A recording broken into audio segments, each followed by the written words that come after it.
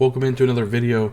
This time we're going to break down the rookie fantasy situation rankings 16 through 20. Sit back, relax, let's get it.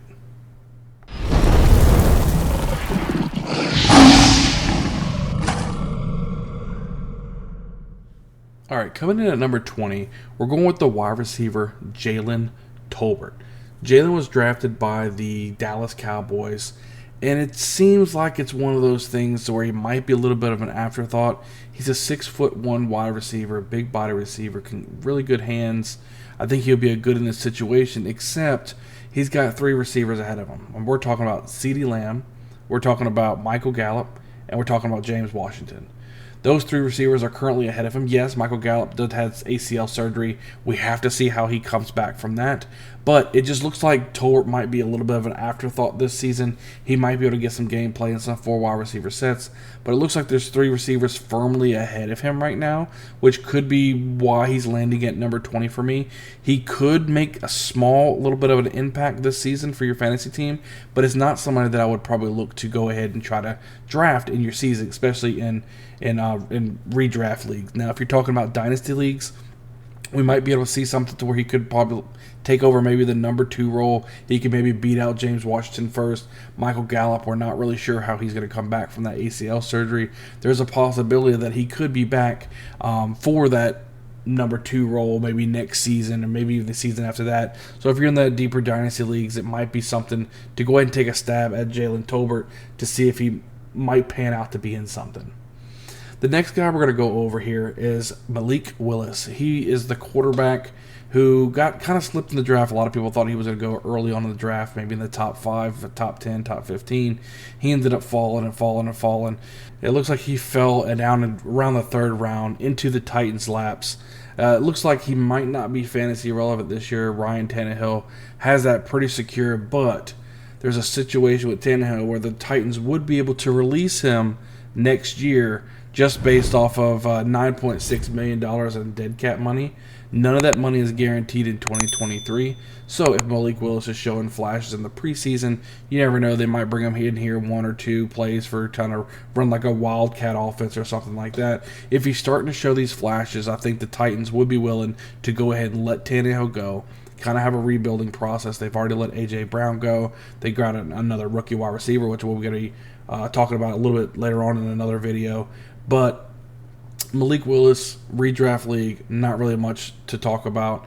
Dynasty league, he is worth the grab. He could be a flyer, could be a starter even next year, possibly in 2 years, but there's a good chance they'll let Ryan Tannehill go next year, and they'll give Malik Willis the reins. So that's kind of where we're going here.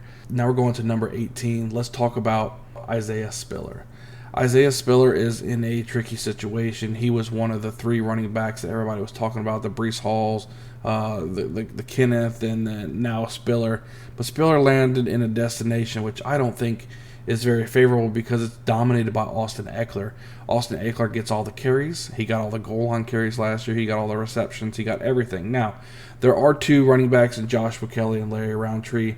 That is with part of the Chargers that should be able to take over to where Spiller is that RB2 for that offense. But I'm not sure how much fantasy relevance he's going to be because Austin Ekeler dominates that. If he's able to see some type of plays, it looks like Herbert does like to pass to the running back. He does like to focus the running back, but like I said, Austin Ekeler just kind of dominates the running back role, so there shouldn't be too much for Spiller.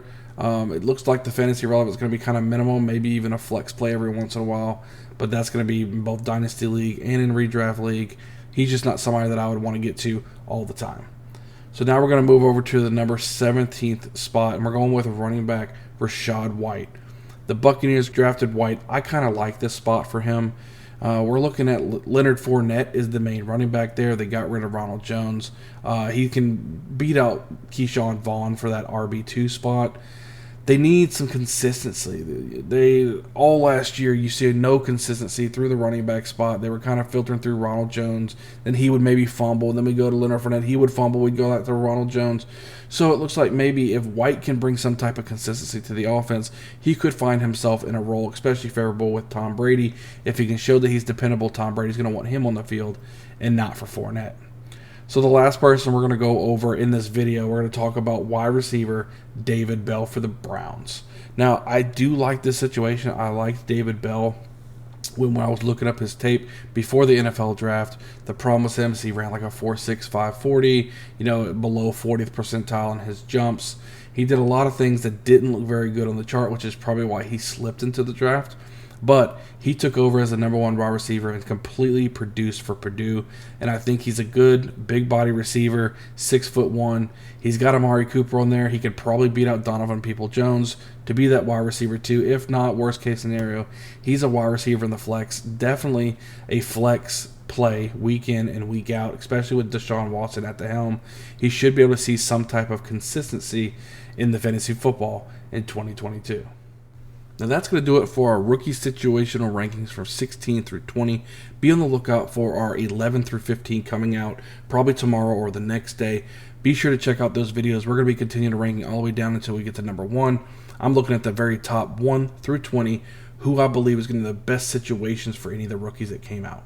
Other than that, we'll see you guys next time.